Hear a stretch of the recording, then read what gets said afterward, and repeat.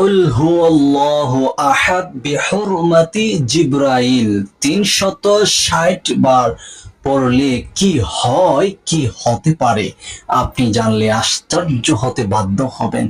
এমন এক আমলের কথা বলে দিলাম। এই আমলটি ইতিপূর্বে হয়তো কেউ আর বলে নাই, যদিও বলে তাহলে খুবই কম সংখ্যক লোক বলেছে। প্রিয় দর্শক, আসুন আমরা মেইন আলোচনা করতে শুরু করি। আজকের এই আমলটি করার জন্য সর্বপ্রথম আপনাকে পবিত্র হতে হবে। আর এই আমলটি কিভাবে করবেন আমি সবকিছু আজকের এই স্ক্রিনে দিয়ে দিব, এবং আপনারা যেন দেখে দেখে আমলটি করতে পারেন।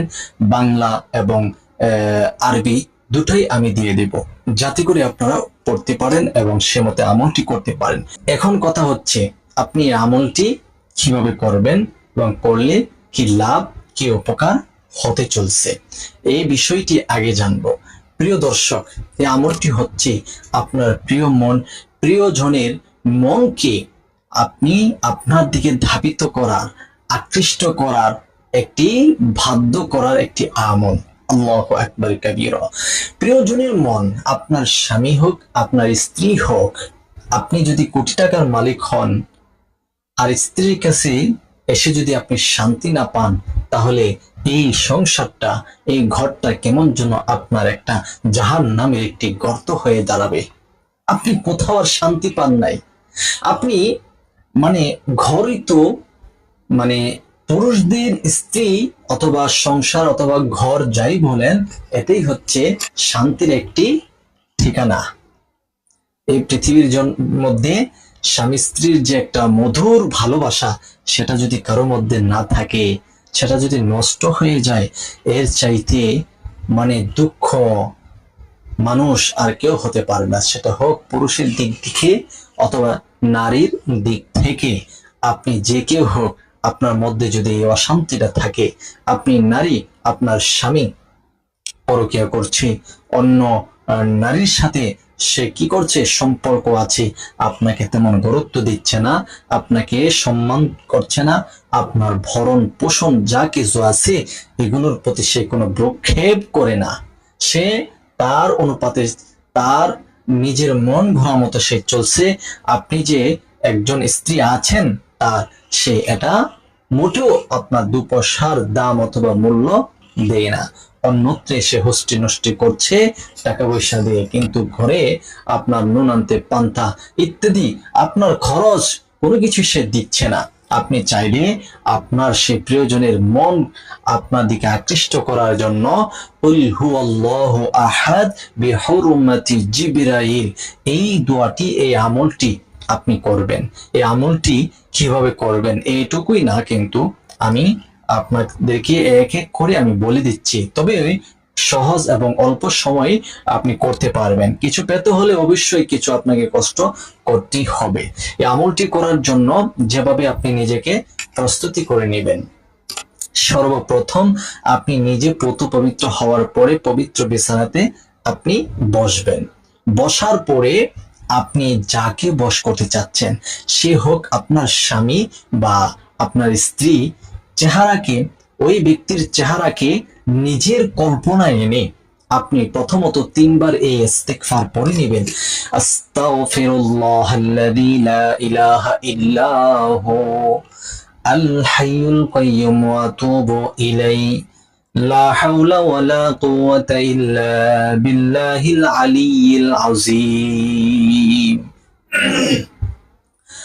أستغفر الله الذي لا إله إلا هو الحي القيوم وأتوب إليه لا حول ولا قوة إلا بالله العلي العظيم أستغفر الله الذي لا إله إلا هو الحي القيوم وأتوب إليه لا حول ولا قوة إلا بالله العلي العظيم। এই ইস্তিগফার 3 বার পড়ে নেবেন। এরপর 3 বার দুরূদ শরীফ পড়বেন। আল্লাহুম্মা সাল্লি আলা মুহাম্মাদিন ওয়া আলা আলি মুহাম্মাদ কামা সাল্লাইতা আলা ইব্রাহিম ওয়া আলা আলি ইব্রাহিম إنك حميد مجيد اللهم بارك على محمد وعلى آل محمد كما باركت على إبراهيم وعلى آل إبراهيم إنك حميد مجيد তিনবার ইস্তেগফার, তিনবার দুরূদ শরীফ পাঠ করা কমপ্লিট হয়ে গেলে আপনি এই দোয়াটা এরকম ভাবে পড়বেন। স্বামী বা স্ত্রীর চেহারা কে নিজের কল্পনাতে আনবেন, নিজের চোখে ভাসিয়ে এরকম ভাবে তিনবার ইস্তেগফার, তিনবার দুরূদ শরীফ পাঠ করার পরে নিম্নে এই কালিমাগুলো 360 বার আপনি পাঠ করবেন। 360 বার পাঠ করার পরে আবার তিনবার দুরূদ শরীফ পড়ে নেবেন। আর কালিমাগুলো হচ্ছে এই, একটু স্ক্রিনের দিকে তাকান।